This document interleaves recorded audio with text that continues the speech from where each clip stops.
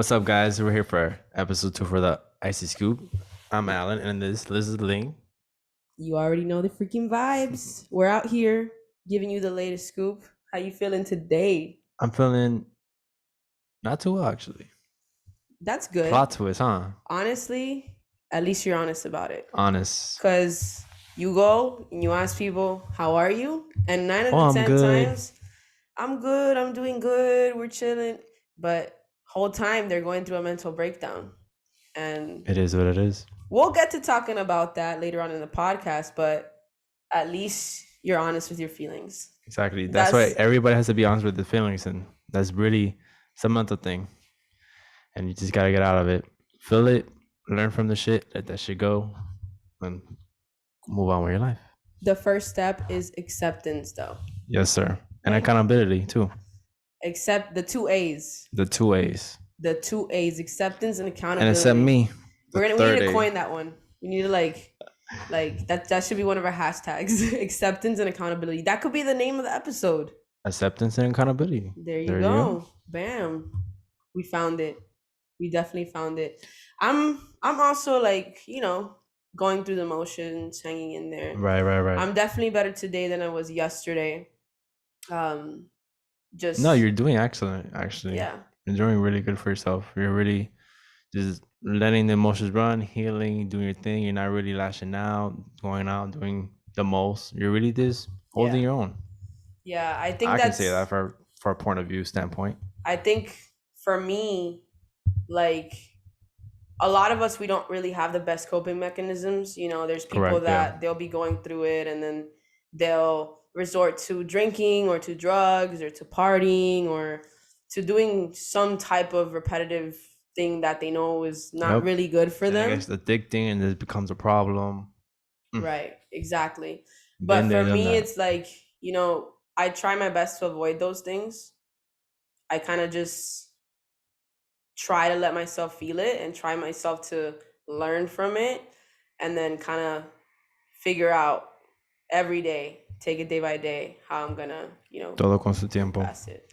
Exactly. Todo con su tiempo. Just take it in, embrace it. It is what it is, and move on. Exactly. What can you do? Live your life, baby. Shit, right? But I think one of the things that we spoke about in our last episode that is still relevant today, and it's kind of crazy that it's still relevant today, but we live in America. We live in America. And the reality of being an American citizen, an American resident, is the fact that there's gun violence everywhere. And it's kind of something that people have become desensitized to.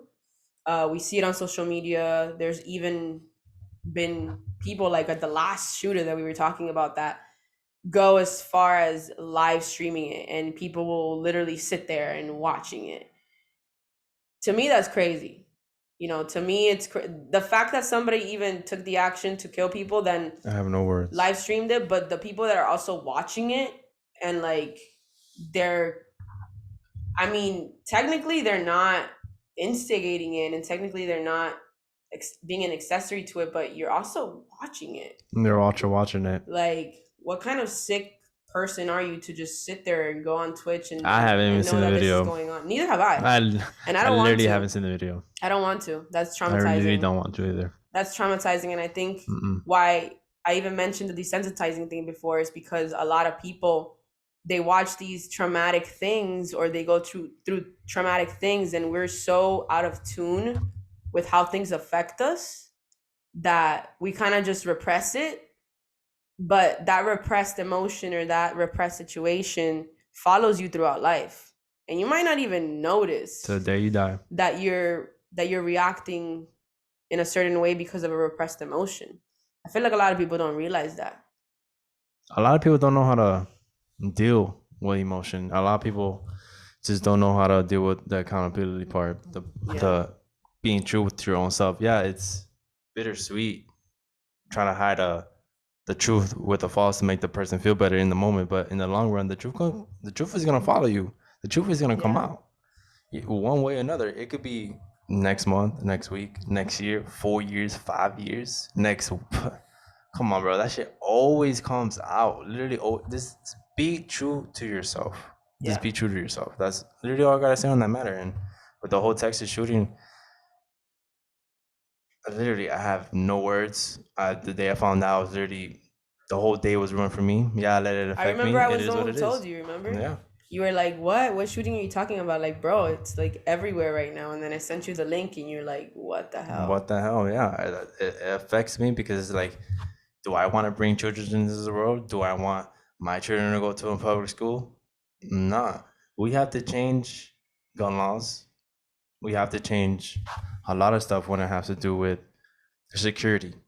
How did this guy get past? Oh, he jumped the fence? That's another like He jumped the thing that's fence? just like mind-boggling. Like, how do people that are paid, literally paid to protect others, and not only are you just protecting anybody, you're protecting kids. Like, you are an adult and have lived a pretty good fraction of your life. These kids are 8, 9, 10, They don't know what 11. life is yet. He just took that away from them. And that's sad. Just the whole thing makes you think, because a lot of people drop the ball. A lot of people drop the ball. Just from what I've read, because honestly, like, to be real with you, I haven't dug way too deep into the story, just because just 2 weeks ago you were talking about the other shooting, the Buffalo The shooting. Buffalo shooting. And now we're talking about this shooting, and in between those two shootings there's been other shootings, and I just heard about another shooting this morning, and it's like, if I read that, it's gonna affect me. Like, and I might go about my day and be like, damn, what the hell? But it's also like, it makes you feel so unsafe. Unsafe. And you know, it's kind of crazy because when I was in college and I went to FIU, I took a class where we literally studied like different phenomenons around the world, mainly dealing with crime and violence and why people are the way they are. It was a psychology class. I forget the exact name of it, but we actually read a bunch of different articles that were talking about the problem in America being fear. And they actually did a social experiment between America and Canada. And I mean, America and Canada, we're basically neighbors. Like, there's literally a border Right there. between us. There's a border between us. They're in the north. We're both part of North America. And we have a very similar government than them. You know, the differences are huge, but the similarities are, you know, pretty even as well. The social experiment basically entailed different people going around neighborhoods in Canada and opening their doors, right? And almost every single household in Canada didn't lock their doors. Unlocked doors. You know why? The trust is there. Exactly. Because people in Canada don't have to wake up every single day thinking about whether they themselves or their kids or their loved ones might get shot today by a lunatic that streams it on Twitch, or somebody that was bullied, or whatever reasoning, you know, they had, right? Canadians don't have to think that way because, for whatever reason, even though we lived in the same continent, we have very similar laws. People in America take it as far as going out and killing innocent strangers, right? And then at the end of the social experiment, obviously they were like, you know, America and the culture around it is based on fear. People are fearful for their lives. They get up every day and they're stressed because we live in a stressful country where people are work. Paycheck to no paycheck. breaks, paycheck to paycheck. The violence is high because Really high. because the government doesn't take the necessary steps to change it. And it doesn't just go back to guns, because No, that's the number one, but it just doesn't go back to guns. it doesn't just go back to guns, but it is a big factor in why there's so much gun violence. The accessibility of it, the fact that anybody easy can to get a gun. whatever I could they get a gun want. tomorrow Yeah, if I really wanted to. no questions asked. No questions asked. You can literally show up to a gun show, buy your gun, walk out of there. Yep. And it's like automatic, like rifles. that people are buying. Like, what do they need that for? Exactly. Like, What do they need it for? what do they need that for? You know what I'm mad about? I'm mad about the cops too. Yeah. I'm mad about how they handled that situation in Houston. I didn't want to get into it, but we can get into it. Nah, I'm getting into it because I ain't scared. The cops. We can get into it. We can get into it. It took you guys almost an hour to just get in. Just to get in. If you would have gotten the moment you guys got there, the moment you guys had set it up. They literally had an interaction with the kid. Apparently, the kid spent like 10 minutes outside shooting, and the cops were just like, they couldn't figure out how to stop a freaking 18-year-old kid. They shoot him. Shoot him. What? You literally shoot innocent black and Hispanic and yellow, like basically immigrants. You shoot any type of immigrants, whether they're black or freaking Hispanic or from Asia, whatever. If they're not white Caucasian, you're shooting at them. But you have a person who's mentally unstable, obviously mentally unstable, outside shooting for 10 minutes, and you can't do nothing. You can't bring him down. You can't just shoot his leg, bring him down. Something. It took you guys 40 minutes for him to kill innocent lives. How many? Like 13 or more counting? Did you see that video of that cop body slamming a parent because the parent was trying to go inside the classroom? Oh yeah, I would have been that parent. I would have knocked that guy out and ran. What? That would have been the day I go to freaking prison. Because I will go to jail. I will go to prison for my kids. Hell nah. Fuck that. Hell no. That was like, I saw that and I was like, what? Like, what are you guys doing? Like, you're attacking the wrong person. Let them shoot me, not my kids. Like, I don't care. You're attacking the wrong freaking person. Like, what? There was actually a mom. I read a story that a mom literally bypassed the cops. She went inside the school, grabbed her 2 kids, and left. And the cops her kids are saved. And the cops still hadn't done shit. Can you imagine that mom? I didn't even hear about that either. Can you imagine that really mom would have never gone inside and picked up her kids? Her kids would have been dead. Yeah. Her kids would have been dead. She took the matters into her own hands. That's all her babies. They can't protect her babies. Of course, her mom are gonna take care of them. Like, shit makes me sad, dog. Like, honestly. No puedo, dude. It just shouldn't have even gotten that far. Like, maybe there might have been some casualties. Yeah, he's dead. He's dead, but it should have never gotten that far. Maybe there would have been some casualties, but if the cops would have done their jobs, like, I just don't see any possible explanation as to why they wouldn't go inside. Why they wouldn't. They waited supposedly 40, but I'm going to round it up to an hour. Yeah.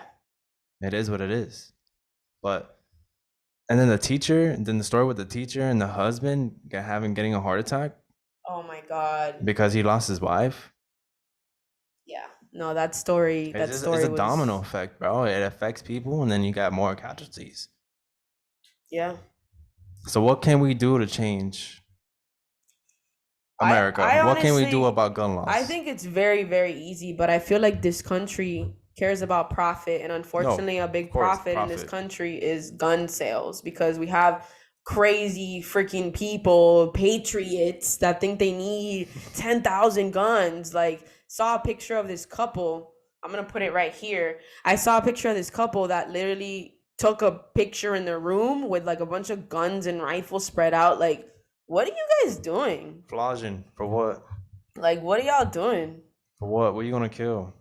Your intention is to kill another person. And the thing is that, you know, it's crazy. These same people, like, are the ones that are like so patriotic and whatever, but they're like, oh, we keep guns, so if the government turns against us, we can protect ourselves. Contradicting. You're literally like crazy and lunatic over your government and over the police.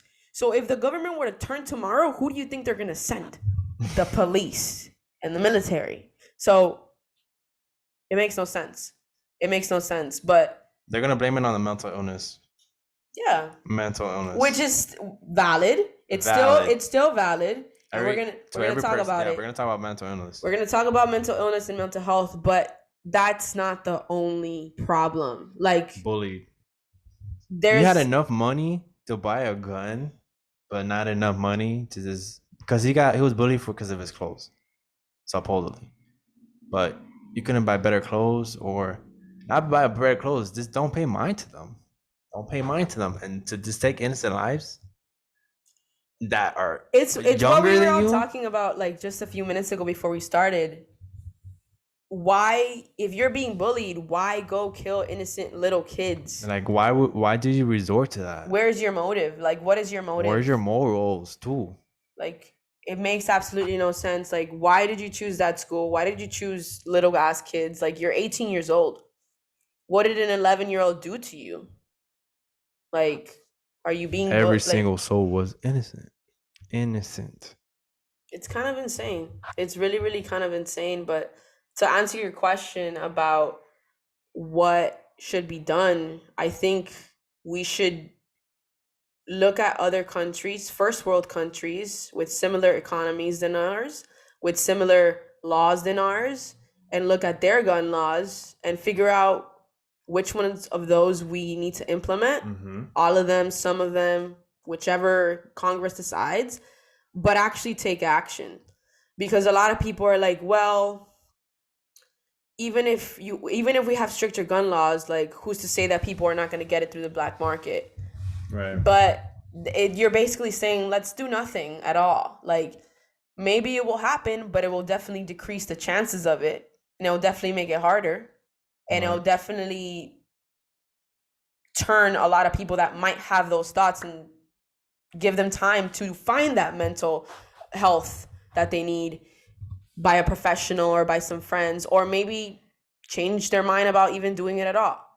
Right? But if it's so easy accessible, people can just act on instinct. Oh shit, I'm having a manic episode, people are bullying me, I want revenge, I'm raging, I'm angry, let me go buy a gun in the corner store because it's so accessible. Yep, so accessible. Let me just shoot it up, because the only penalty I'm gonna get is going to prison, and I can just do my time. Exactly. And if I do life, I do life, and at least I'm alive. Look right? at freaking Kyle Rittenhouse, bro. And that's another thing that the government fucked up in. Not only do you refuse to pass any strict gun laws, but on top of the fact that you refuse to do that, you had a case where there was a kid underage. What is he even? First of all, the first question is, how did he even get a gun, and why does he even have a gun? But then he crossed state lines, killed a bunch of people, and then he literally served no time whatsoever. So what does that tell? Getting on podcasts, getting on shows, getting gigs. What does that tell all these other kids that might be manic and might be going through mental problems? Oh, he got a slap on the wrist. Let me do it. Let me take the chances. Yeah. No. That he should have been behind bars, wishing he was dead. It just kind of reinforces the behavior, and it doesn't set a good example for people, But I really think that there needs to be something done. I feel like every single year, people that own guns, they need to do. They need to shoot it. They need to do something. Go hunting. They need to practice it. Not only do they need to practice like actually using it, but they also need like mental evaluations.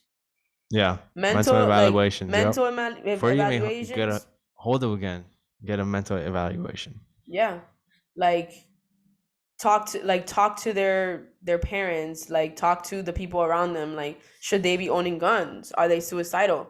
Like do they have a history of violence or aggression? Like talk to their what's their motive? Number one question. Like what's their motive? Like have they shown any previous signs of them doing anything crazy? People don't ask those questions because it's not required.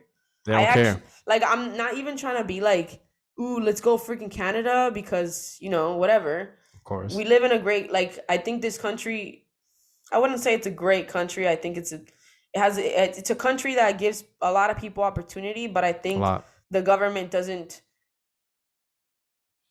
do what it has to for a lot of the things that are important. And I'll sit here and say that, like, shoot me. I 100% agree. At that point, there's no reason as to why we should be waking up every day fearing our lives or fearing that our loved ones might not come home, where kids have to be trained for active shooter drills. Exactly. Like, that's the reality we live in. Like, instead of doing something bigger, we have to train them. Is you're on your own. Let me just train you. Instead of being proactive as a government, the government's reactive. Because it's not, how do we prevent this from happening? It's like, okay, let's implement what to do after it happens. Exactly. Every school needs to teach kids to duck and hide. You're on your own from that point. That is what it is. You're on your own. When the help comes, hopefully he don't shoot you. Go ahead.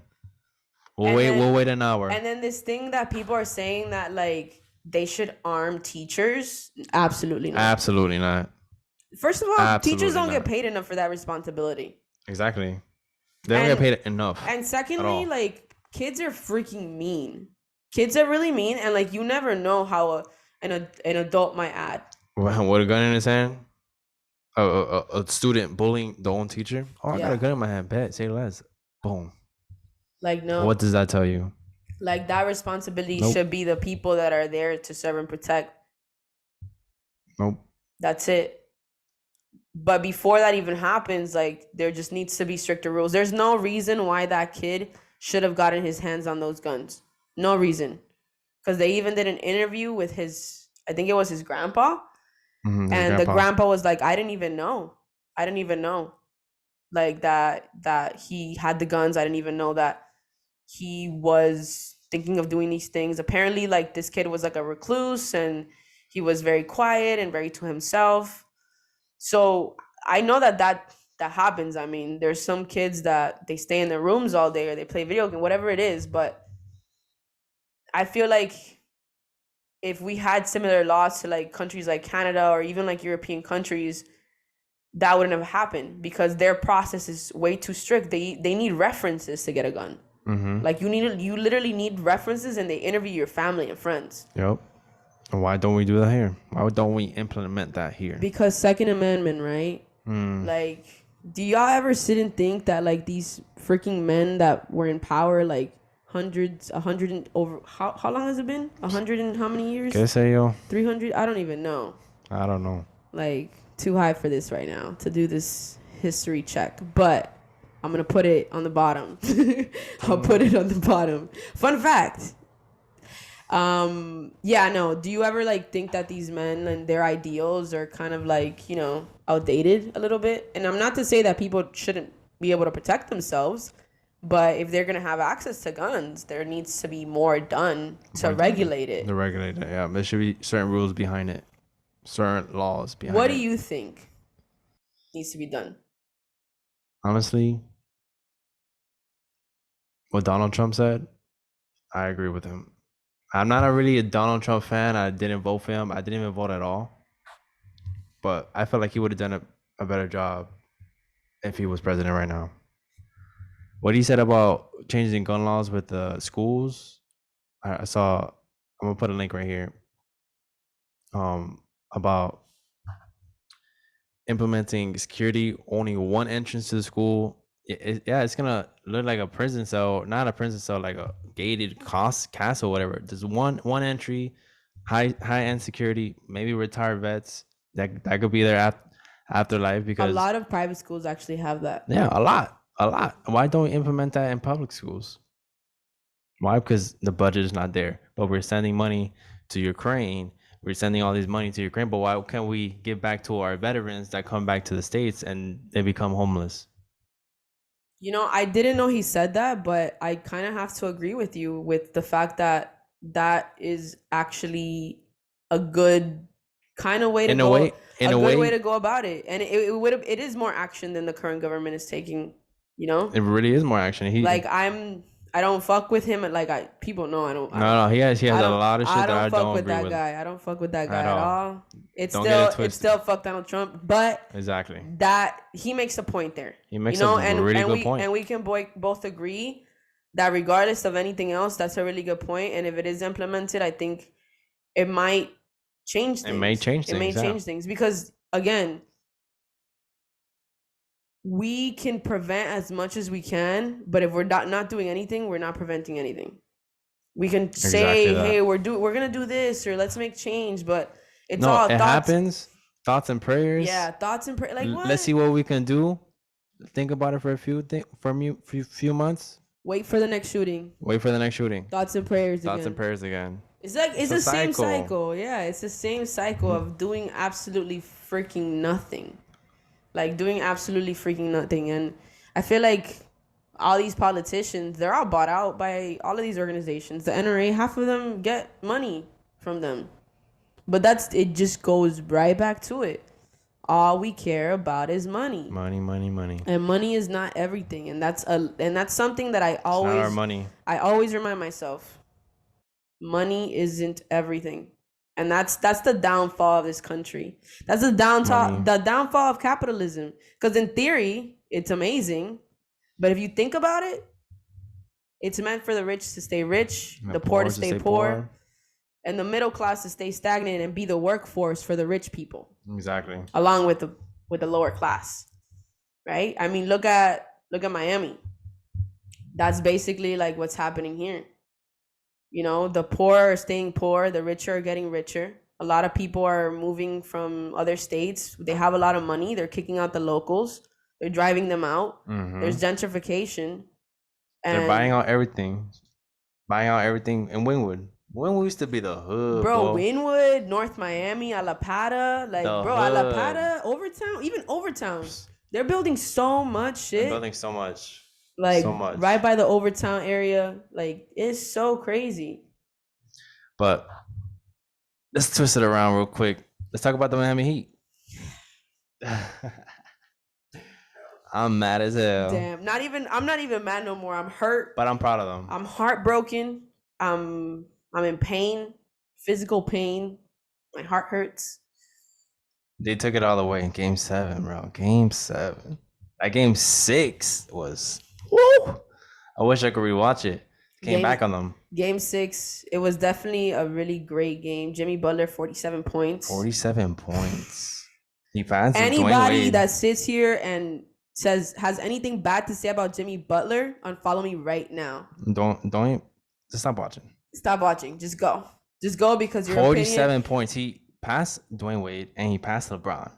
And Dwayne Wade even tagged it and tagged LeBron. The fact that he said that before that game, Dwayne Wade actually called him and basically gave him a motivational speech, told him, hey, you got this. Like, you've done this before. You're going to get it done.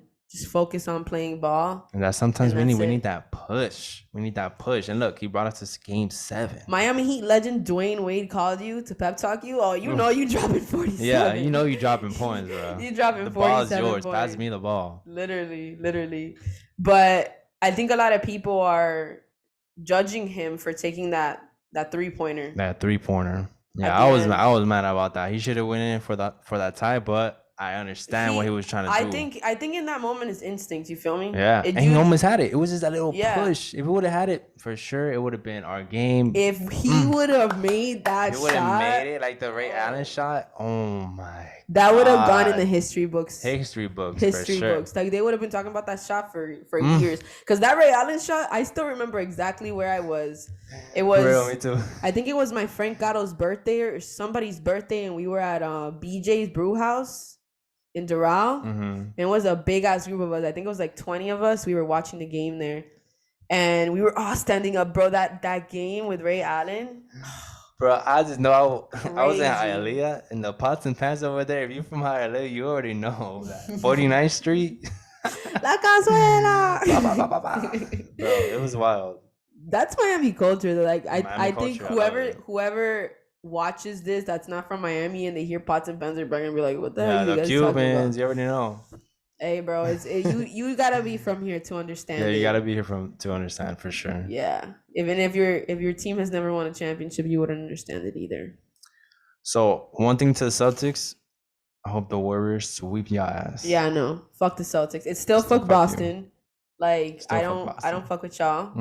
I think the officiating of the game was also garbo, like straight garbo. I'm gonna give the players, they know how to hoop, they did their thing, blah blah, but it's still fuck you. Yeah, no, for real. Like that Max Strus 3-point shot that they overturned. Strus wanted it He was one of the one that He wanted wanted that championship the most. Like, shout out to Max Strus. For those threes, this is a bro. Max Strus appreciation account. Yes, sir. We fuck with you. Keep doing what you're doing. I hope that the team brings you back. I hope that definitely need you back. They need to pay him more because shit. I'm so sorry, Duncan Robinson, but you do not deserve $90 million for this season. Yeah, like this season was give that little piece of the pie to Strus, please. Yeah, please. Because come on now, like I feel like that's what we were missing. And when I was watching Game 7, I kept saying, "Bro, we need to shoot threes. We need to shoot threes." Bro. But nobody in the court is a 3-point shooter. Like the fact that Jimmy Butler he shot that three this season. Jimmy Butler literally taught himself how to shoot threes. Because I don't know if you remember, but in the beginning of the season, everybody was like, Jimmy's fucking trash from three, blah, blah, blah, blah. So he literally took it upon himself to teach himself, to practice, to be before the game, after the game, on the day before, like just on his shit. Like he really worked his ass off this season, and I'm very proud of him. He's the MVP for this year. He's a little bit later on his career, but the fact that he's still progressing and has so much heart and so much gas left in him. He played the whole first half. Yeah, I think the second half too, right? I think he played. Yeah, he played. I think he played the whole game. The whole game. If I'm not mistaken, if he might have taken a few minutes off, but I'm pretty sure that he didn't. He played most of the game. Yeah, it's kind of insane. We need 3-point shooters though, because our 3-point shooters are Tyler. Yeah, why? Well, okay, that's what I was going to talk about. Why didn't Tyler Herro play in the last few minutes of the game? Well, what happened to him? I don't know. Honestly, I didn't watch the first quarter of the game, and I know that Tyler only played, I think, 4 or 5 minutes, if I'm not mistaken. I don't know why. I don't know if it's because he was still hurt. I don't know if it was just a decision that the medical staff made, but I think not having Tyler Game 7 really shows the impact that Tyler makes when he's on the court. Yeah. We needed Tyler. We really did. And that's why a lot of people are like, trade Tyler, whatever. But bro, like the kid's 22 years old. Yeah. Look at how sixth man of the year, 22 years old, averaging more or less 20 points per game. He does his thing. He knows how to play. His first season, he literally went to the championship. The NBA Finals. Season. The NBA Finals. First season. Scored over, I think it was 36 points on an NBA Finals game. They got to give my boy some credit. Yeah, give him credit. They got to give my boy some credit. Like, I'm so sorry, but if I was the Miami Heat front office, I would Bam Adebayo and Tyler Herro. Those would be Bam Adebayo, Tyler Herro, Jimmy Butler. Those would be the people that I would keep. Because Bam Adebayo and Tyler Herro, Bam's 24, Tyler's 22. They're still young.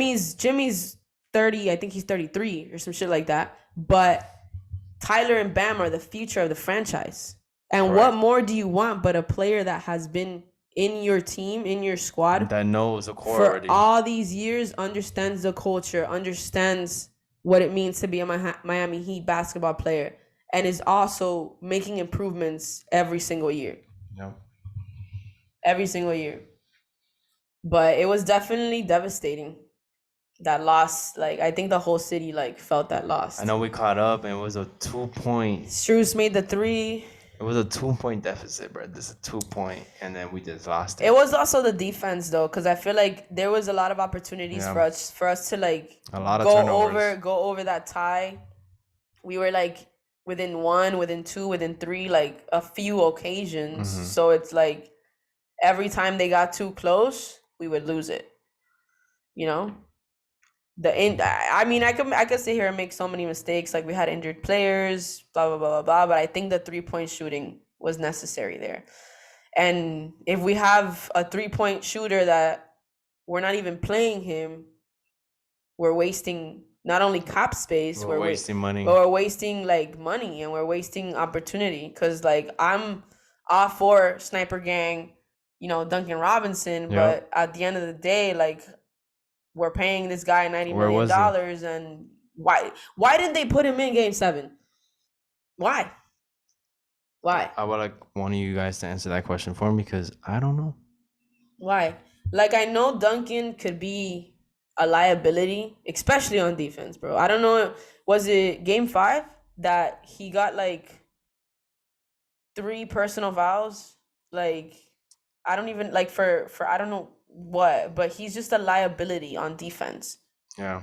You know what I mean? And other teams understand that, so they'll get him They'll to foul. look for the fouls. They'll Yeah. look for the foul because he doesn't understand that defense part of it. But I feel like if you're an NBA player in this like Day and age, you gotta know what you have to do to you get gotta those fouls, be get those you points. can't just be a shooter. You gotta know how to get those points. So no matter what, is it a free throw or a 3-point line or just a jump shot layup, like gotta do it. Exactly. No matter what. Exactly. About Lowry. I feel like with Lowry, bro, I don't have anything bad to say about him because I've been watching the Miami Heat from the first game of the season. And if you've been watching the season, Lowry, if it wasn't for Lowry, we would have been finished first seed. Because Jimmy was gone for over 20 games. Bam was gone for over 10 games or 20, I'm not sure. I remember that. Tyler was gone. Victor didn't come back until April. Right? Mm-hmm. So Kyle Lowry, when everybody was in and out of the injury report, he was there. And unfortunately, what fucked us up was that Kyle got injured in the postseason in the series that mattered. And I'm sorry, but like you can tell, like I was watching Game 7, and you can look at Kyle's face, and he just wasn't there. He wasn't paying. He wasn't ready. He wasn't 100%. Like he was not ready. Like he didn't. I give him the defense part. He was doing his thing with the defense part because nobody wasn't. But he wasn't really doing it with the shots at all. Yeah, but you can tell that he just wasn't there. And I'm sorry, but when you're not 100% back, like I think he did the best that he could given the situation he was in. Given circumstances, yeah. But I can't say anything bad about him. Like a lot of people are like, damn, like Kyle Lowry, like you're throwing the game, like you're missing free whatever. Like this man is literally playing through injuries. Cause half the time when the players are on the injury report and they come back, like they're still not fully ready, but they want to play. And who's not gonna play a Game 7? To their fullest extent for the finals? Come on. Exactly. Like I'll do it too. Shit, my hamstring hurts. My like whatever. I got an injury. Like I'ma play. I don't care. I'll deal with this shit after. I'll figure it out. But I'm helping my team. So I would like to say I'm really grateful for Kyle. I think Kyle did his thing during the regular season, and even in the first and second series. He did a lot. He brought a lot of effort. He pushed the team a lot. He made a lot of amazing plays. He had a lot of great games. I think Kyle's one of those players that like he doesn't have like the highest stats, like 20 points per game, but his impact on the court is definitely appreciated too. Yep. Like you can tell. But the Game 7. On the other hand, though, I think Gabe Vincent did an amazing job replacing Kyle Lowry when Kyle wasn't playing. I think Gabe Vincent balled out. Like he did his thing. He really did his thing. Every opportunity. He did it. I think there's a stat that says that I read that every time that Gabe Vincent has started in the starting lineup, the Heat have won. There's not been one loss when he's been a starter. That's a good fact. I did not know that. Isn't that crazy? I did not know that. Like he's also young. He really is. But when it's his time to step up, he does it. And I think that's one of the things that really made me fall in love with this team is that everybody stepped up when they had to. Yeah, Miami gives everybody a chance, and if you could step up, they give you more time for sure. Like we literally had a part of the season where we had Kyle Guy in the team, and he was like playing like Omer Yurtseven was like averaging a double because Bam was out for like over 10 games, 14 games or something like that. Like this season was a roller coaster. It really was, and we kept the number 1 seed. Yeah, we kept it. Yeah, I give the Miami Heat that. Like I'm proud of the boys. Next year we gotta go harder, but we made it. What do you think they should do next season as far as the players that we have? What do you mean, like getting new players? I don't know. You tell me. What do you think? I don't know about getting new players, but Like, Nah, I think with the like, do you think that we should keep the same exact roster? Do you think we need like somebody to come in and help us? Like, what do you think they should do? I think we should stick with the same roster because it could show them more respect of, okay, we did it. We made it to the end. We were the number 1 seed. We made that happen. So next year we go the hardest and we take it to the finals. And then what happened? The finals happens. The finals, and if we win, we did it with the same team we did it last year.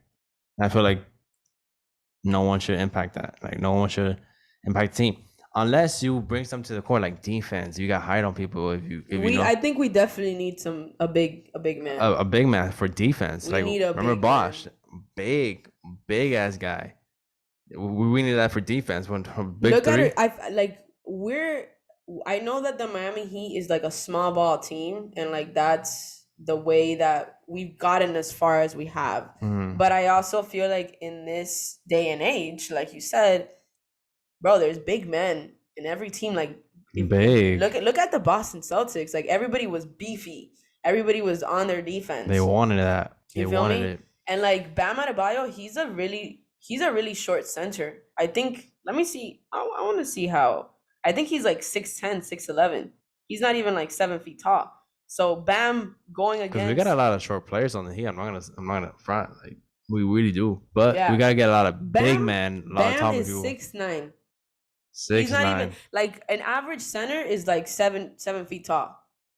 Like he's 6'9". So he's going against these other centers, and like props to fucking Bam because Props to Bam. he might be a little bit on the shorter end of a typical center, but he's still bald. But if he's in the center, he could make that ball, make sure it goes in. Yeah. He'll be having his off games too, but let him in the defense part, boom, he'll make it in. What do you think about what people say about Bam being aggressive? Like Everybody has their sense of style of playing basketball. Like they say that like there's games where he's not as aggressive as he could be. It could probably be with something internally what he's dealing with in his real life, and now he has to not only put on a show because he's basketball is his job. Yeah, it's his job, so he has to make sure he's doing his job of making the points. But probably some days he's like, damn, I'm going through this, I'm going through that, and now I gotta put on a show for all these people that's looking at me and make sure that I'm making the shots, doing my job because I got paid this amount of money. But the way he plays, let him play how he plays. Everybody plays their plays. Everybody has their off. Everybody has their days. It is what it is. The days that it counts, they might have an off day. Yeah, and I feel like he's also still trying to find himself and his game too. He's 24 years old. You know, this is like the 20, the early stages of your 20s, like more so finding yourself. Yeah, and that's where he's at. He found himself. He made it to basketball. His dreams came true. But I think we forget that these people are also human. They're beings. also human. They're humans. They're people. You know, like they play ball and like their job is to entertain us and to win games for us. But also like they're human beings as well. Yep. You know, like people forget that. But let's take a little break. When we come back, we're gonna keep that conversation going because kind of has to do with mental health, and I know we definitely want to talk about that. So see you guys in a little bit. Peace.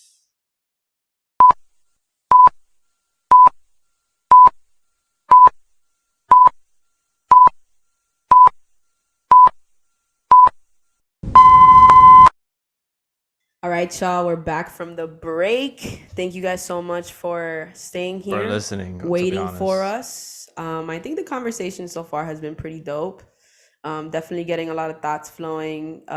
If you guys hear this and you guys have any comments, we can. Please feel free to inbox me, DM me. I don't. DM us, send questions, leave a comment down here or on the YouTube. Remember to follow us. And if you guys have any questions or insights or you guys want to argue with us, let us know. Because we can definitely talk about it on the next podcast. We could bring you guys in. Yeah, definitely if you're an entrepreneur trying to get out there with a brand or anything, we'll bring you on and promote you. Yeah, exactly. Tell your story. Tell your business. Tell what your goals are. And then we get you out there. Yeah. You feel me?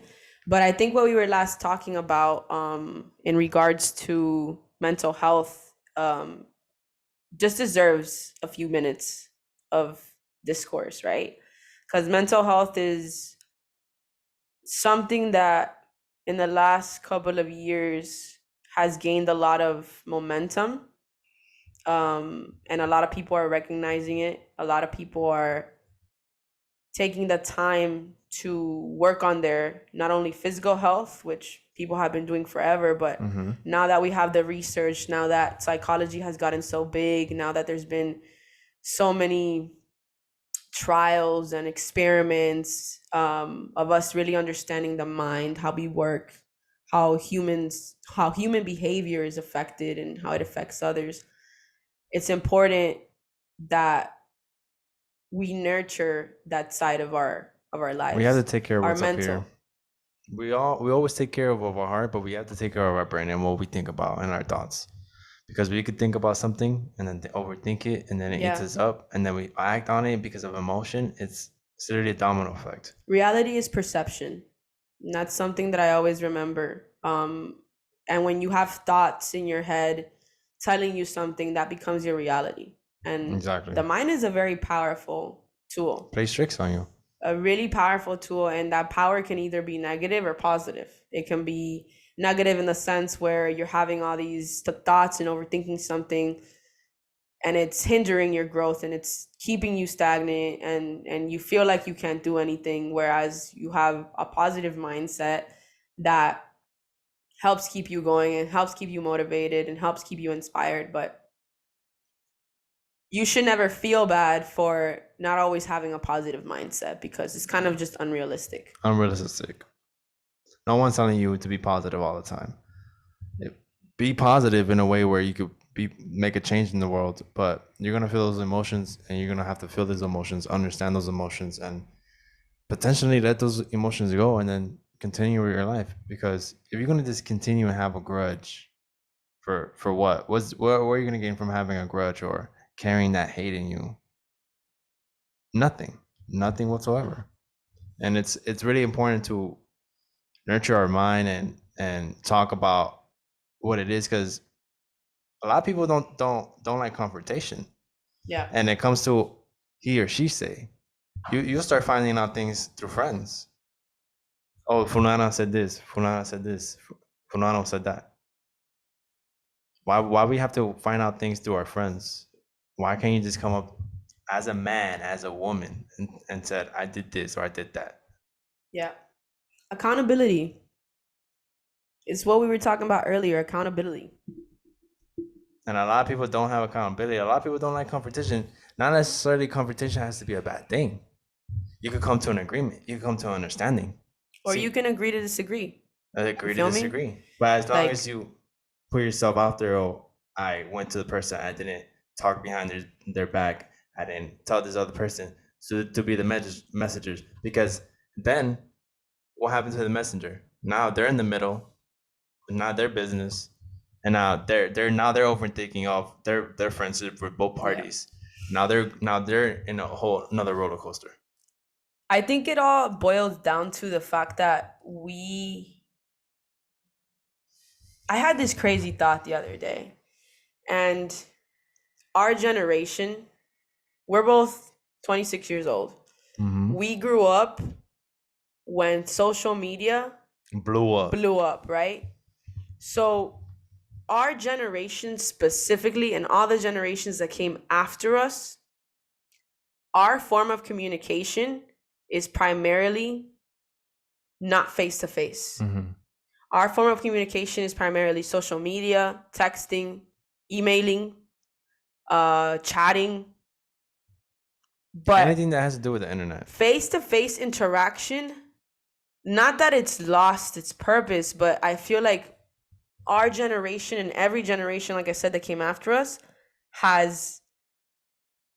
didn't get to learn how to do face-to-face interaction, how to face people, how to be accountable in person.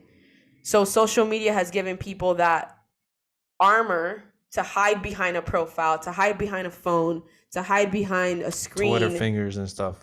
Exactly. And not face the reality. Problem. Not face the problem. Not face the problem. Not even face themselves. right? Because people pretend to be who they want to be because it's easy to do so in social media. So I think our generation and every other generation after us, we don't know how to communicate. We don't. And we need to work on that. We don't know how to communicate face to face. We don't know how to have a conversation face to face. Everything is texting and emojis and abbreviations. A lot of friendships ends because you can't be accountable to your actions, or you can't communicate to a certain agreement. Exactly. A lot of friendships end like that. And why? Because you couldn't face the situation head on, be confrontational, like, because you're scared. What are you scared about? We don't have to fight. People think arguing could result to fighting. It could, but it doesn't have to be that way. So a lot of people don't confront each other because they're gonna think it's gonna lead to fighting. Oh, I'm gonna knock this guy. I'm gonna knock this girl out. We all say that behind people's back when we're talking shit, right? Let's keep it real. But that's why people don't have confrontation, because they think, oh, now I gotta fight. I don't want to deal with that. But no, it has to be a certain point where don't tell nobody, nobody's business. You guys could meet at a public place and be like, look, this is a problem. Solve it. If you guys don't want to be friends from that point on, it is what it is. Life goes on. But work on your mental issues, learn your feelings, feel them, understand them, and know who you are. Find yourself. It is what it is. That part. And if you need help, get the help. I think therapy. My DM is free for anybody who needs help with mental illness. I will help you. I don't care. I'm free to talk, free to listen. Show me a DM. I don't mind. And therapy is also important too. I feel like therapy is, I think everybody should go to therapy at least once in their life and really dig deep into themselves and why they are the way they are, why they're triggered by certain things, what have they gone through in life that has made them who they are today, and how does that affect them today? How does that make them act today? Right. I think a lot of people just go through life and they just repress and they don't learn anything from what they've gone through, or they think they've learned, but they kind of just push it off to the side, or they pretend like it's not a big deal, and they're carrying that baggage. And it's a heavy it's a heavy baggage to carry, because eventually you're carrying so much, and that's where stress comes from. And you don't even, like, at that point you don't even know what the initial baggage was, because there's just so much stress that has piled up on top of it. Yeah. So change your perspective about therapy, and don't look at it as a bad thing. Don't look at it as being, oh, I gotta go find help now, I'm a weak person. No. Yeah. If anything, you're gonna be a stronger person if you find help. If anything, you're a stronger person for admitting the fact that you should talk to somebody. A lot of us don't talk to people. A lot of people just put their feelings away and pretend they're fine. Like, you gotta feel it. You gotta let yourself feel emotions. How does this make you feel? How is it affecting you? Like, it's really real. And a lot of people haven't realized that, because the previous generation, our parents, I feel like a lot of parents, they didn't have the resources, and there was not a lot of research out there like we have now. Yeah, because like we said before, the internet and social media blew up when we were coming into age. We made social media blow up. Like, we started off the internet. Yeah, our generation literally, MySpace, bro. Yeah, MySpace. I had my little ringtone and MySpace background, little nice layout, Your layout, bro. I felt like a tech when. Hell yeah, bro! I used to code all my shit. Go on the layout website, change it, make it bold, put it in the center of that shit. Like, write my about me. Felt like a little hacker. Put it in italics. Put it all. Bro, dead ass. Like, how crazy was that? But I mean, I think my biggest advice to anybody listening right now is, don't allow your mind to trick you into thinking that your life is over, or that things don't get better, or that there's not a silver lining at the end of. And even when things do get better, something might be brought up from the past that it might even bother you, that you don't even know about. Yep. It is what it is, but you can't let that bother you.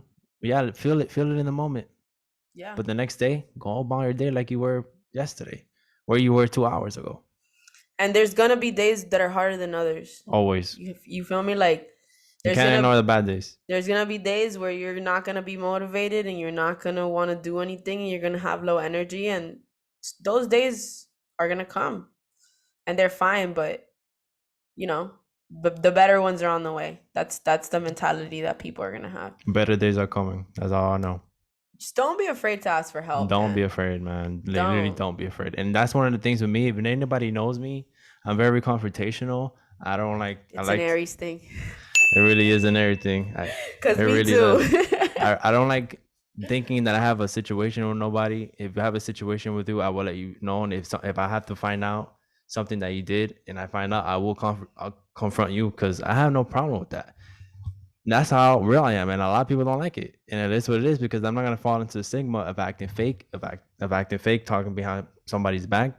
Because at the end of the day, if it doesn't get to me, I'm gonna get to that. Like, the truth is gonna, the truth is always gonna come out. Always comes out. It's literally always gonna come out, and just like we were saying earlier.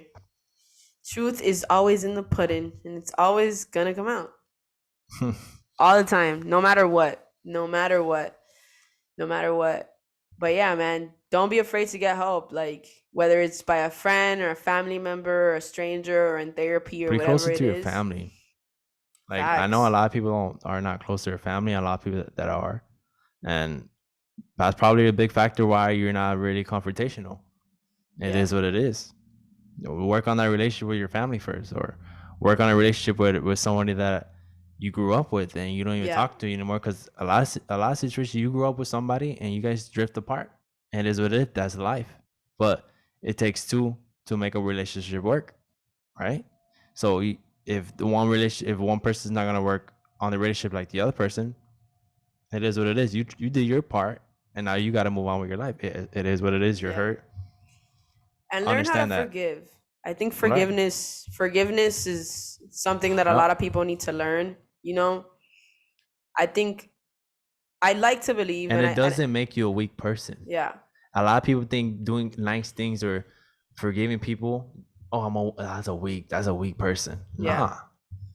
I honestly, I know this is the kind of like a very naive way of looking at life, but I always like to believe that people are just doing the best they can, and even when they fuck up, even when they make a mistake, something in their mind told them that they were making the right choice. But unfortunately, there's always gonna be the bad guy. There's always gonna be a villain, and you're always gonna fuck up in one way, shape, or form.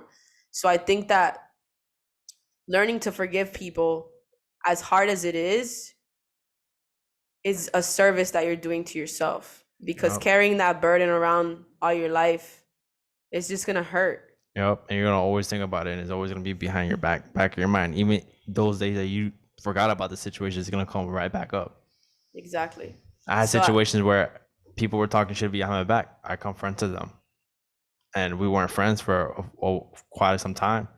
Let the time smother and marinate, and here you go. Now we're friends again, but we're not really hanging out. Yeah, and that's the thing. You feel me? Like, just because you forgive people doesn't mean that you have to have the same, type of relationship with them. Like, you could forgive and not forget, but at the very least, forgive for you. Forgiveness. I think people, it's literally just for people don't understand that forgiveness is not for the other person. It's for you. Forgiveness is for you. For your sense of peace. Exactly. Forgiveness is so that you can take that burden off of your life, off of your back, off of your mind, and go through life feeling a little better, just for you, right? But I think that's a really important thing that a lot of people need to grasp. And it's hard too. It's hard because sometimes people do shit and you're like, damn, you're doing me dirty. But it is what it is. Ungrateful. Mama be ashamed of you. Freaking charge it to the game. Drake, bro. For real. Diamonds Dancing. I love that song. But yeah, man, like just be you, just stay true, and take care of your mind. Your body is important, but your mind is even more important because you need your mind so that your body can work. The fake ones are always gonna flock away. Facts. They're always gonna flock away. Trust me on that one. They always show the true colors, one way or another. One way or another. People always end up showing you who they really are and what their intentions have always been. Yep. You feel me? And it's crazy when if you kind of like know this person. It's even crazy if you know this person and it's like they know your situation and they've been there throughout your situation. They just do you dirty. Yeah. I forgive you, homie. I think that's what hurts the most, you know? Yeah, it hurts, but it is what it is. Yeah. At the end of the day, tomorrow's a new day. I'm gonna continue living my life like I was living it yesterday. That Memorial Day boat party was lit. Yo. Don't even get me started on that one. Yo, facts. We had a really good time. I'm glad that the sun came out. Honestly, it literally came out for us. Yo, I literally called it. Literally at 4, it started raining. Yeah. I was like, please, from 10 to 4, sun. Please give us a sun, and then boom. When we got to the marina, it was raining. We left. The sun came out. As soon as we left, the sun came out, bright shining, all the way to the Monument Island. Sun's still out blazing. We got the second boat with our friends, and we linked up. Party, had a good time. Drinks were rolling, music was bumping. Oh my god, it was what a vibe, bro. I wish I could live on a boat like all the time. I wish I had one just so I could take it out every weekend. Like right? I love being on the water. I love being in the sun. I love that water felt amazing. I love being out in the daytime. Like I love the daytime. I love outdoors. Anything outdoors, hiking, Facts. Beach, the park, anything outdoors, I love it. I'm an outdoors person. You can call me a jungle boy. I don't care. Nah, it's cause we're Caribeños, bro. It comes with who we are, man. It comes with who we are. But I think another topic that we could talk about right now is friendships with the opposite sex. Let's talk about that. Let's talk about that's a big topic, and that's the topic I would like to talk about first. Let me just start this off. You got this. Let me get comfortable. You got this. So I know what people think when they see my story. I know what you think. Any female I post on my story, automatically you're thinking I'm either fucking them, I'm trying to fuck them, I like them, or I used to fuck with them before. Nah. I hang out with more females that are like my dogs than boys because at the end of the day, men ain't shit. But you know why people think that? Man. You know why people think that? Because of that. Because men ain't shit. Because just not to toot Alan's horn and not to say that he's a fucking amazing person, but not a lot of men are like you, bro. Nah. Like not I a get lot. That all the time. There's really a lot do. of there's the majority of men can't hold a opposite sex friendship because they always take it too far. They think we're their dick, bro. They always take it too far. Yeah. You feel me? Like 9 out of 10 times they're just friends with a girl because they want an in. They want to fuck her. They just want to know. They want to find that vulnerable state. With those feelings. They want to find that opportunity, that chance where they could slide in and they could just, that's it. Make their move. I hit a nut. And then that's why a lot of girls are also like, like a little bit wary of having those opposite sex friendships because a lot, like I'm saying, not everybody's like you, bro. And those girls that's been in those situations where their man cheated on them or their man did them dirty, they would look at me in the story and be like, "This is a cute guy." And not to tell myself, I'm a very confident man, but there's still some days I'm very insecure, and it is what it is.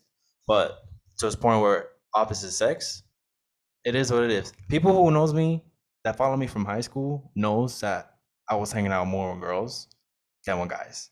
I was only hanging out with guys when I was literally either in a sport or in drama club. Literally, that's it. It is what it is. I hang out with girls more. I'm a ladies' man. It is what it is. It is what it is. And they know, any woman that I'm friends with know that I don't flirt with them at all. I'm the type of guy, you want to know what type of guy I am? I'm literally the type of guy that won't go up to a girl. Not that I feel rejection, which kind of one of the reasons, But if it's meant to happen, it's meant to happen. I'm so attracted to women who push themselves out Like there. you would rather the interaction like flow and happen in itself than to like go and be like, yo, like let me hit on you. You Yeah, feel me? because when the girls I feel nowadays, when that. they feel like they're getting hit on, this guy only wants one thing. And he just wants my number. He just wants to have sex. And I don't want to be that type of guy that goes up to you and you think that I'm that type of guy, because I really am not. I really am not. I'm really selective on who I've tried to be with or who I hook up with. And honestly, I haven't hooked up with people, not one girl in months. And that's by choice, because it's like you're putting your soul into somebody else's into somebody else's soul. You're literally colliding. Type Like shit. I literally take sex it's really important to me. When people might watch this and be like, "Damn, that guy is bullshit," and he gets all the hoes. He a low key freak. But no, like it is what it is. I have not had sex.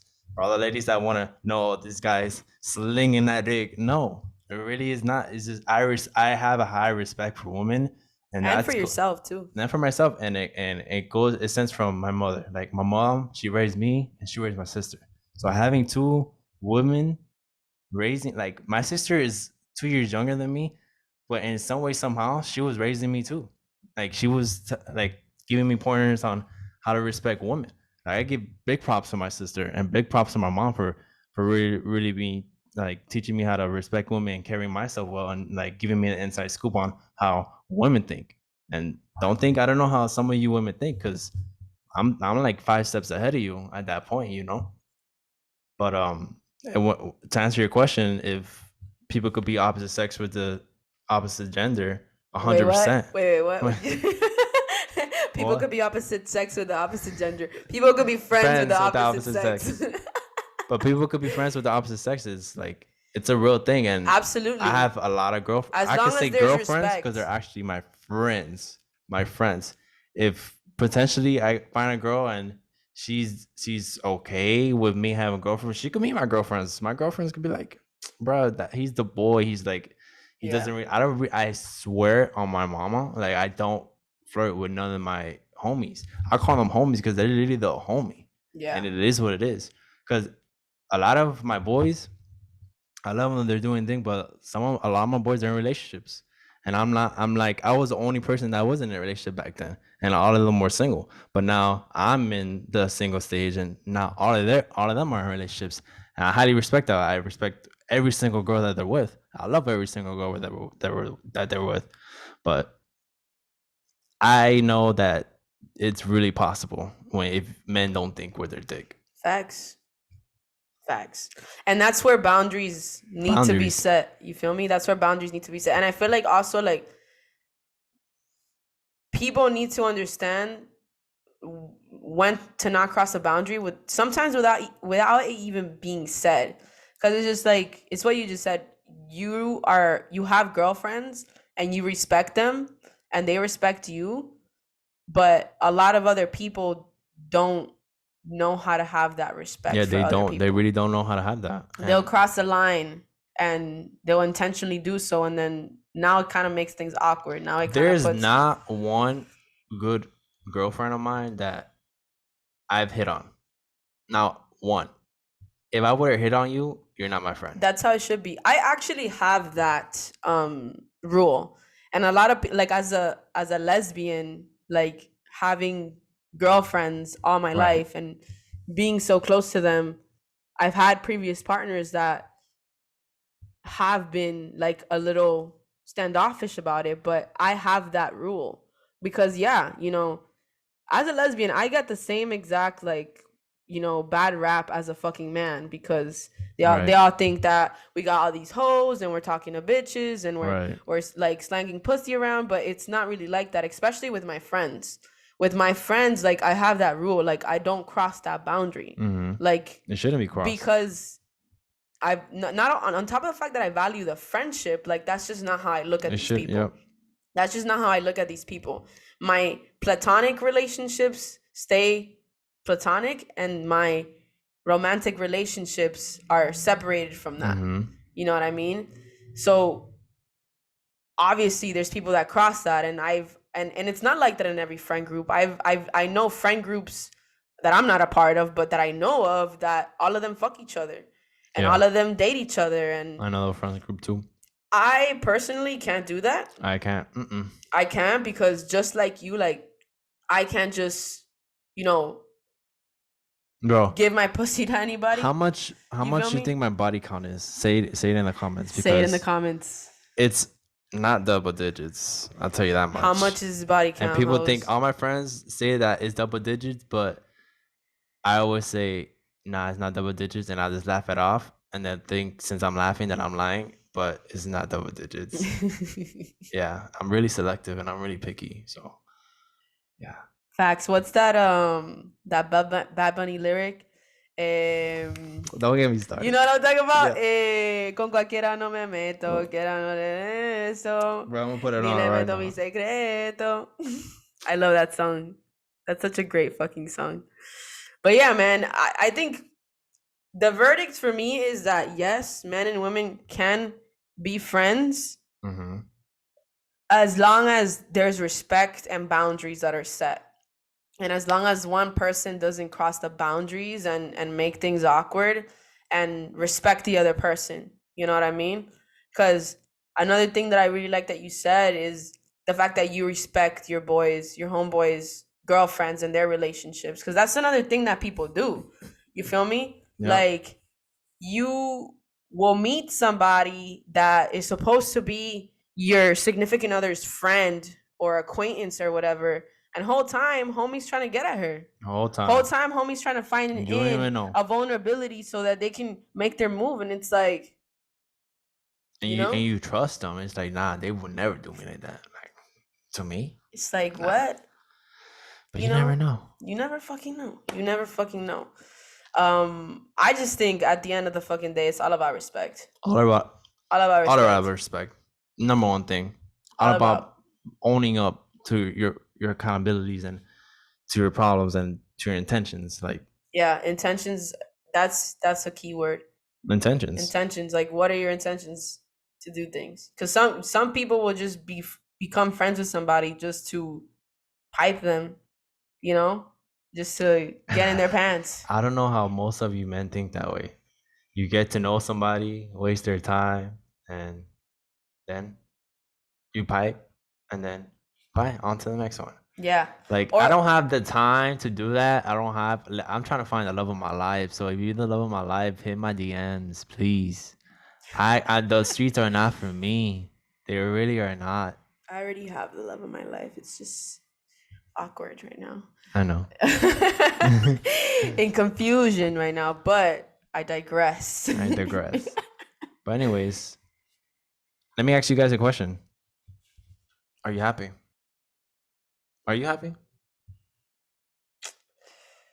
Honestly, if I said I was happy right now, I'd be lying. I think I'm doing all right now. And that's me being honest with myself. I like the honesty. And that's me being honest with myself, because right now I'm in a transitionary period in my life where I'm making changes that I know are needed. And it's been tough. And usually, like, before the calm and before you have growth, like, you have to go through the growing pains of things, and that's where my life is right now. Right. I feel like I'm in a part of my life where I'm going through a growing pain because I'm trying to level up, and there's some days that are harder than others. 100%. There's some days where my emotions get the best of me, and there's some days where it's hard to even do things, But it's good to know that. It's good to feel those emotions. It's good to know that you're a human. It's good to know that you're going through those things and not bottling it up. Because if you bottle everything up, is one of these days it's just gonna explode on you. It's gonna explode, and you're gonna black out, and it's gonna explode on you, and you're gonna regret not feeling it and understanding it and getting help and talking it and confronting it. But when I was talking about therapy earlier, I did do therapy last year.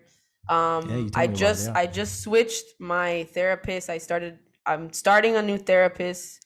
Actually, this Thursday is my first session with them. Nice. So I'm really excited for that. Honestly, therapy, like, my first time doing therapy, and the therapist that I had, she was great, and I learned a lot about myself. I set a lot of goals for myself that I'm gonna continue to work on, and I'm obviously like, there's things in your life that are just an everyday, life goal that you have, right? And you have to work on it every step of the way. But I'm really excited about that, and I think for me that's one of the steps I'm taking so that I can get ready for that next chapter of my life that I'm working towards, that level up, that come up, that I'm striving to get to, right?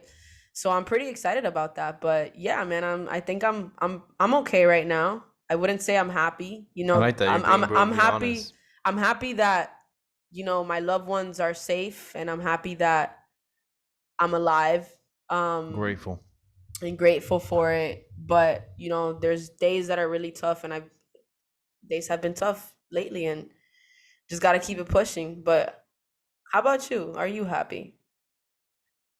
No. Okay. I ain't happy, but I can say that I'm also doing, like, I'm okay. I can say I'm pushing it. I'm all right. There's those days that you don't know what to do. Yeah, you have all you doing is working. You get those days off. You're on autopilot. Yeah, you get those days off, and you're like, what do I do today? I already hit the gym. What do I do? Let me go read a book. And then you're like, finish with the book. That's literally my life. And it's like, am I lost? Yeah, man. Am I lost? It's like a feeling of like, what am I doing? One of the main reasons why I wanted to do this podcast with her is to see where this goes. You never know. Uno nunca sabe. Uno nunca sabe. You never know. Yo, that's literally one of our things. Yeah, I got it from you. Uno nunca sabe. But like, for real, like, I'm okay. Like, I've been paying rent, and I know a lot of people, it's okay. A lot of people don't pay rent. It is what it is. But I've been paying rent for a very young age. I've been paying rent since I was 18 years old. And a lot of people can't say that.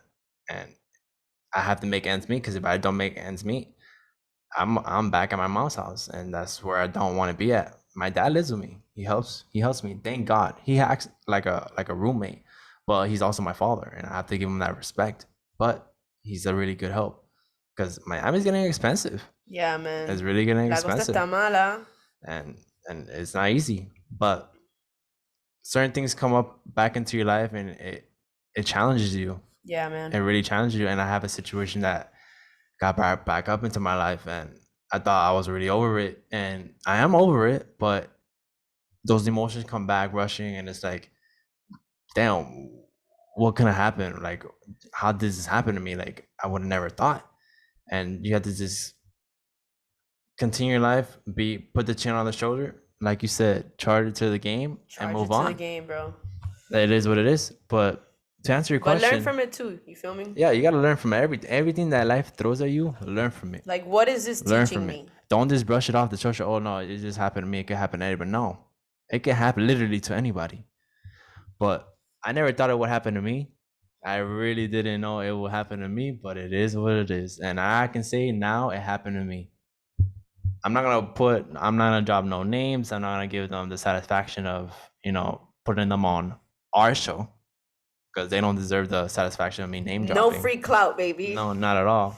I'm just gonna smile, But y'all do y'all, I'll do me, like I'm been doing. It is what it is, and charges to the game. That's all I gotta say. Charges to the game. But I'm all right. I'm good. I'm not happy, because I could do a lot.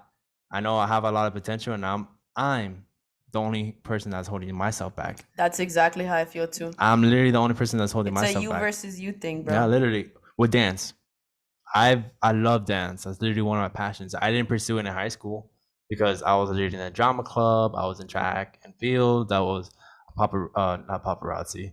I was the mascot from one of the mascots for my school. I was one of the morph guys. Like, I was really busy. I did that freshman year. I was one of the mascots. Yeah, like I was really busy in high school, so I couldn't really do dance because it was a stigma. Yeah. You were in high school, so it was a stigma. It was like, damn, if I wasn't dance, people would think, damn, I'm gay. And it's like, I get the question all the time if I'm gay or not. To answer your question, I'm not gay. I'm 100% straight because I love women. It comes back to the question why most of my friends are women. I just love how they think, because I'm gonna tell you right now, they're smarter than most men. They're smart. That's They're a really fact. they're really smarter than most That's men. why I don't like men. It is what it is, and I'm not men, and It is what it I'm is. experiencing it. I know I'm confident enough to know that I attract both genders. I follow gay people. Gay people follow me. Some of them flirt with me. I let them flirt with me, but they know not to pass a certain boundary. But it is what it is. But I 100% love women. Like, don't even get me started. Yo, this weekend, you know who I'm talking about. Don't even get me started. But but know your emotions. Know who you are as a person, and don't let anybody judge you. Don't let anybody bully you into thinking you're something that you're not. Because at the end of the day, you know who you are. God knows who you are, and your true friends know who you are. It is what it is. It is what it is. I fuck with that, bro. Has anybody ever told you look like Bad Bunny? Oh my God, don't get me started. All right. So after the boat, me and my good friend Orlando, we stayed at the hotel waiting for Stati and her boyfriend Michael because we both left our keys in Tati's bag. So we waited for like an hour or two. There was a bar, thankfully. Cop a cup of drink, cop a cup of appetizers. First person, bartender says, no, the bartender that wasn't even attending us. She was like, does anybody ever tell you like Bad Bunny? And I'm like, yeah, all the time. Like, it's getting to that point, like, now I have to say it all the time. We gotta put like a face by face comparison. And she goes, yeah, because you look like Bad Bunny. I'm like, yeah, and it's crazy because I'm also Puerto Rican. And I also have the same type of curly hair that he has. And she's like, yeah. And then she started like trying to flirt with me too. And I was like, yeah. Anyways, Orlando, let's continue our fucking conversation. And then today too, I went to Wendy's and I had to pull up to the front because I pull up, your order's taking too long or whatever. I had to get down because I saw 3 cars get their food before me. And I was like, how's my food getting taken long? It's only one order. So I went down, got down, went back, went inside, and I told them about my order. They forgot my order. So I told them my order, whatever, and the girl came up to me because the girl knows me because the Wendy's on 79th Street. They already know me already because I'm not that I'm a regular, but that's my fast food choice. And she was like, "Oh my God, I'm so sorry, blah blah. Right away, I'm gonna do your order." She did it really fresh. The lady was really nice. And then one of the other girls that was in the back doing other orders, she was like, "Does anybody tell you that you look like Bad Bunny?" And I was like, "No." Just kidding. All the time, like literally all the time. But the next person who asks me that, I'm literally gonna say, "Who's Bad Bunny?" I'm literally gonna say, "Show me a picture of Bad Bunny." Who is that guy? Who is that guy? Who's Bad Bunny? And then when you do all the explanation, I'm like, yeah, I know who Bad Bunny is. I know his whole album. I'm Puerto Rican myself. Like, nice to meet you. My name is Allen. The good bunny. The good bunny. Yo, my boss, Winford, he calls me the good bunny at work. Even he thinks I look like Bad Bunny, but it is what it is. I take it as a compliment. It's not no diss or anything, because not for nothing, Bad Bunny is a good looking dude. I'm not gonna take that away from him, but I'll take it as a compliment. It is, bro. It is a compliment. But honestly, that was an amazing conversation. I think we got some really great points across. If you guys have anything that you want to add, any questions, anything that you guys want us to talk about on the next podcast, feel free to DM me, comment. Feel free. Let us know. Hey, we're always opening up the dialogue. Pretty soon we're going to start bringing in people as guests. Again, if you want to come in the podcast and talk about any specific topic with us, anything that you suggest, or if you have a business I don't or a mind brand, talking about anything. Yo, we could talk about anything. Anything. Even if we don't know about it, we can learn from it from you. Yep. We can research it, whatever it is. From each other. Hit us up. Thank you so much. Don't forget to like, subscribe, and just let us know what you think. The ICY Scoop everywhere, YouTube, freaking Instagram. Follow us.